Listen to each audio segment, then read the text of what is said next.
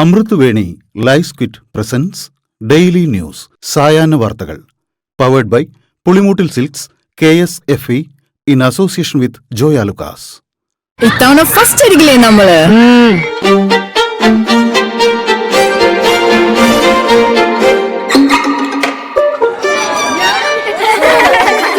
കുട്ടികൾക്കൊക്കെ പെയിൻ ശല്യം ഉണ്ടാകും. അതുകൊണ്ട് ലൈസ് കിറ്റ് ഉപയോഗിച്ച് ക്ലാസ്സിൽ വരാൻ പ്രത്യേകം ശ്രദ്ധിക്കണം. Lice kit lice remover pain ശല്യത്തിൽ നിന്നും ഉടനടി ആശ്വാസം. നമസ്കാരം, ഞാൻ ഡെയ്സി ബിജു. ഡെയിലി ന്യൂസിന്റെ സായന വാർത്തകളിലേക്ക് സ്വാഗതം. ഇന്ന് ഓഗസ്റ്റ് 1 ശനിയാഴ്ച. സംസ്ഥാനത്ത് അതിതീവ്ര മഴ. മഴക്കെടുതിയിൽ 5 മരണം. തിരുവനന്തപുരത്ത് മത്സ്യബന്ധനത്തിന് പോയ 5 പേരെ കാണാതായി. കോട്ടയത്തും ഇടുക്കിയിലും മലയോരങ്ങളിൽ ഉരുൾപൊട്ടി. പലയിടങ്ങളിലും വെള്ളപ്പൊക്കം. ഇടുക്കി അടൂർ മലയിലെ ഉരുൾപൊട്ടലിൽ കുടയത്തൂർ സ്വദേശി സുമതി മരിച്ചു. 2 പേരെ രക്ഷപ്പെടുത്തി. ഇടുക്കി കോലാഹലമേട്ടിൽ ലീലാമണിയുടെ വീടിന് മുകളിലേക്ക് ഉരുൾപൊട്ടിയ മണ്ണ് വീണു. ഇവരുടെ ബന്ധുവായ വൈക്കം സ്വദേശി പ്രഭാകരൻ നായർ മരിച്ചു.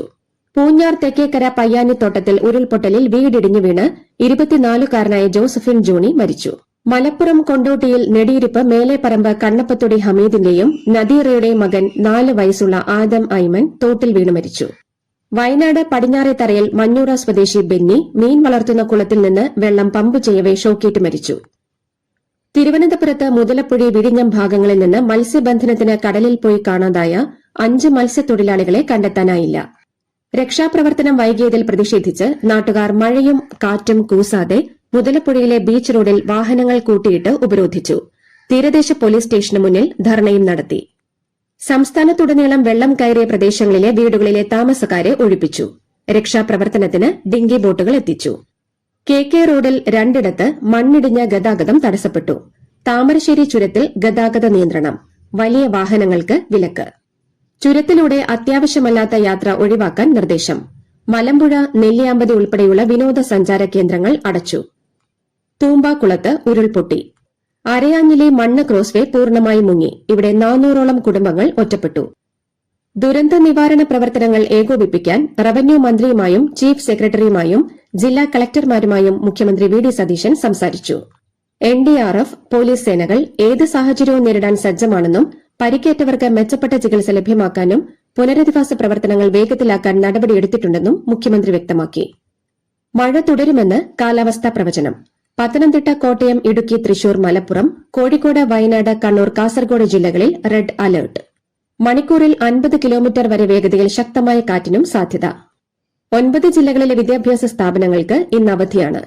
പത്തനംതിട്ട, കോട്ടയം, ഇടുക്കി, ആലപ്പുഴ, പാലക്കാട്, മലപ്പുറം, വയനാട്, കോഴിക്കോട്, കണ്ണൂർ ജില്ലകളിലെ വിദ്യാഭ്യാസ സ്ഥാപനങ്ങൾക്ക് അവധി. വാണിജ്യ ആവശ്യങ്ങൾക്കുള്ള LPG സിലിണ്ടറുകളുടെ വില കുറച്ചു. 19 കിലോഗ്രാം വാണിജ്യ സിലിണ്ടറിന് 209 രൂപയാണ് കുറച്ചത്. റോഡുകളെല്ലാം മുങ്ങിയതോടെ പത്തനംതിട്ട ജില്ലയിലെ റാന്നി ഒറ്റപ്പെട്ട നിലയിലായി. റാന്നി വടശ്ശേരിക്കര റോഡ് മുങ്ങി. റാന്നി ടൌണിലെ കടകളിലും വെള്ളം കയറിയിട്ടുണ്ട്. മേഖലയിലാകെ വൈദ്യുതി വിച്ഛേദിച്ചു. വീടിന്റെ മുകൾ നിലയിലും മറ്റും അഭയം പ്രാപിച്ചവരെ ഫയർഫോഴ്സ് എത്തി രക്ഷപ്പെടുത്തി. പമ്പയിൽ അതിവേഗം ജലനിരപ്പ് ഉയരുകയാണ്. LDF സർക്കാർ PM ശ്രീ പദ്ധതിയുടെ കരാറിൽ ഒപ്പിട്ടത് കേന്ദ്ര സർക്കാർ സമ്മർദ്ദത്തിനായി തടഞ്ഞുവച്ചിരുന്ന പല ഫണ്ടുകളും ലഭിക്കാൻ വേണ്ടിയായിരുന്നെന്ന് പ്രതിപക്ഷ നേതാവ് പിണറായി വിജയൻ. പദ്ധതി നടപ്പാക്കാനല്ല കരാറിൽ ഒപ്പിട്ടത്. LDF സർക്കാർ കാവ്യവൽക്കരണത്തിന് തയ്യാറായിരുന്നില്ല. ഭരണം കിട്ടിയതോടെ UDF മലക്കം മറിഞ്ഞുവെന്ന് പ്രതിപക്ഷ നേതാവ് പിണറായി വിജയൻ.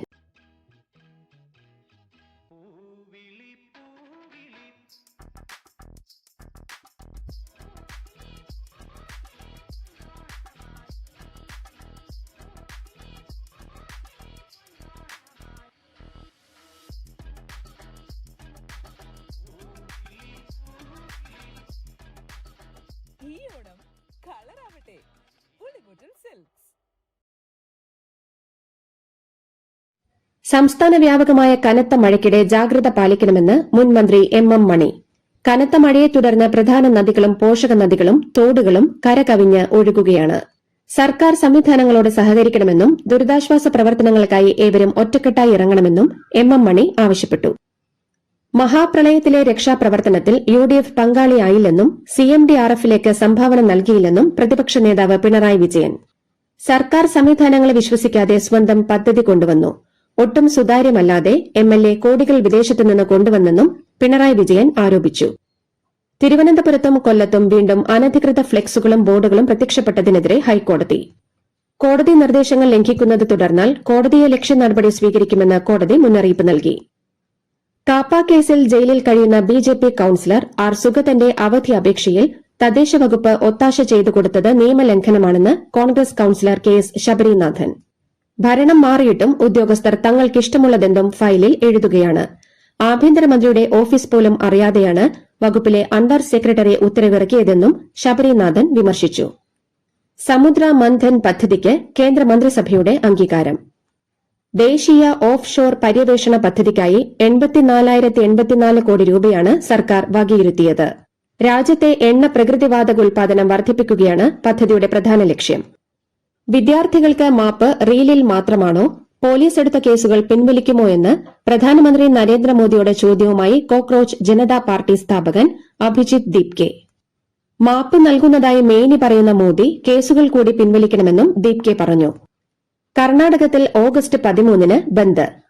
കാവേരി നദീജല തർക്കവുമായി ബന്ധപ്പെട്ട് കന്നഡ അനുകൂല സംഘടനകളാണ് ബന്ദ് പ്രഖ്യാപിച്ചത്. ബന്ദിന് വിവിധ സംഘടനകളും ഓട്ടോ, ടാക്സി, സ്കൂൾ ജീവനക്കാർ, സിനിമാ മേഖലയിലെ ഫിലിം ചേംബർ തുടങ്ങിയവ പിന്തുണ അറിയിച്ചു. ഇന്ത്യൻ നാവികസേനയുടെ ഡെപ്യൂട്ടി ചീഫ് ഓഫ് നേവൽ സ്റ്റാഫായി മലയാളിയായ വൈസ് അഡ്മിറൽ AN പ്രമോദ് ചുമതലയേറ്റു. 36 വർഷത്തിലേറെ നീണ്ട സേവനകാലത്ത് കപ്പലുകളിലും കരയിലുമായി കമാൻഡ് ഓപ്പറേഷൻസ്, പരിശീലനം, സ്റ്റാഫ് ചുമതലകൾ ഉൾപ്പെടെ നിരവധി പ്രധാന സ്ഥാനങ്ങൾ വഹിച്ചിട്ടുണ്ട്.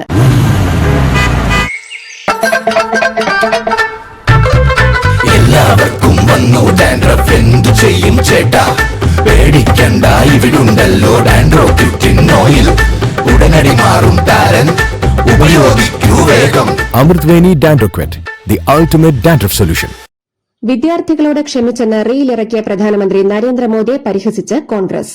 മോദി ഇരവാദം ഇറക്കുകയാണെന്നും കേന്ദ്ര സർക്കാർ മാപ്പ് പറയണമെന്നാണ് യുവാക്കൾ ആവശ്യപ്പെടുന്നതെന്നും കോൺഗ്രസ് നേതാവ് ജയറാം രമേശ് വിമർശിച്ചു. വിദ്യാർത്ഥികളെ ക്രിമിനലുകളെ പോലെ കാണുന്ന കേന്ദ്ര സർക്കാരിന്റെ നിലപാട് അംഗീകരിക്കാനാവില്ലെന്ന് മുതിർന്ന കോൺഗ്രസ് നേതാവ് സന്ദീപ് ദീക്ഷിത്. വിദ്യാർത്ഥികൾ ഉന്നയിക്കുന്ന വിഷയങ്ങളൊന്നും സർക്കാർ ശ്രദ്ധിക്കുന്നില്ലെന്നും അദ്ദേഹം കുറ്റപ്പെടുത്തി. ചരക്ക് കപ്പലുകൾക്ക് നേരെ ഇറാൻ നടത്തുന്ന ആക്രമണങ്ങളിൽ കടുത്ത ആശങ്ക രേഖപ്പെടുത്തി ഇന്ത്യ. വിദേശകാര്യമന്ത്രി എസ് ജയശങ്കർ ഇറാൻ വിദേശകാര്യമന്ത്രി സയ്യിദ് അബ്ബാസ് അരാഗ്ജിയുമായി ഫോണിൽ സംസാരിക്കുകയും ഇന്ത്യയുടെ നിലപാട് വ്യക്തമാക്കുകയും ചെയ്തു. കുവൈറ്റിനു നേരെ ഇറാന്റെ ആക്രമണം. ഡ്രോണുകളെ കുവൈറ്റ് വ്യോമ പ്രതിരോധ സേന തകർത്തു. അതോടൊപ്പം രാജ്യത്തെ സുപ്രധാന സൈനിക സിവിലിയൻ കേന്ദ്രങ്ങൾക്ക് നേരെ ഇറാൻ നടത്തിയ ഡ്രോൺ ആക്രമണങ്ങളെ കുവൈത്ത് ശക്തമായ ഭാഷയിൽ അപലപിച്ചു. ഒമാൻ തീരത്തിന് സമീപം സഞ്ചരിക്കുകയായിരുന്ന ചരക്ക് കപ്പലിന് നേരെ ആക്രമണം. തിരിച്ചറിയാത്ത വസ്തുവെന്ന് പതിച്ച് കപ്പലിന് കേടുപാടുകൾ സംഭവിച്ചു. കറാച്ചിയിലെ ലിയാരി പ്രദേശത്ത് ഗുണ്ടാത്തലവൻ ഉസൈർ ബലൂച്ചിന്റെ സഹോദരൻ സുബൈർ ബലൂച്ചിന് നേരെ വെടിവയ്പ്. സുബൈറിന് ഗുരുതരമായി പരിക്കേറ്റു. 2 വഴിയാത്രക്കാർക്കും പരിക്കേറ്റിട്ടുണ്ട്. ലക്ഷ്യം തെറ്റി സഞ്ചരിക്കുന്ന സ്പേസ് എക്സ് റോക്കറ്റ് ബുധനാഴ്ച ചന്ദ്രനിൽ ഇടിച്ചിറങ്ങുമെന്ന് ശാസ്ത്രജ്ഞർ. ഒരു ഗർത്തം രൂപപ്പെടുകയും പൊടിയും അവശിഷ്ടങ്ങളും ഉയരുകയും ചെയ്യും. വർഷങ്ങൾക്ക് മുൻപ് ചന്ദ്രനിലേക്ക് 2 ലാൻഡറുകൾ അയക്കാൻ ഉപയോഗിച്ച റോക്കറ്റാണ് ലക്ഷ്യം തെറ്റി ചന്ദ്രനിൽ പതിക്കുന്നത്. ഫിഫ ലോകകപ്പ് ടൂർണമെന്റുകളിൽ സ്വകാര്യ നിക്ഷേപം കൊണ്ടുവരാനുള്ള വിവാദ പദ്ധതി ഫിഫ പ്രസിഡന്റ് ജിയാനി ഇൻഫാന്റിനോ ഉപേക്ഷിച്ചു. എല്ലാ മേഖലകളിൽ നിന്നും ശക്തമായ പ്രതിഷേധം ഉയർന്നതോടെയാണ് നിലപാട് മാറ്റിയത്. ഇതോടുകൂടി ഡെയിലി ന്യൂസിന്റെ ഇന്നത്തെ സായന വാർത്തകൾ സമാപിക്കുന്നു. ഡെയിലി ന്യൂസിന് വേണ്ടി വാർത്തകൾ വായിച്ചത് Daisy Biju. Daily news live .in വാർത്തകൾ വിരൽ തുമ്പിൽ.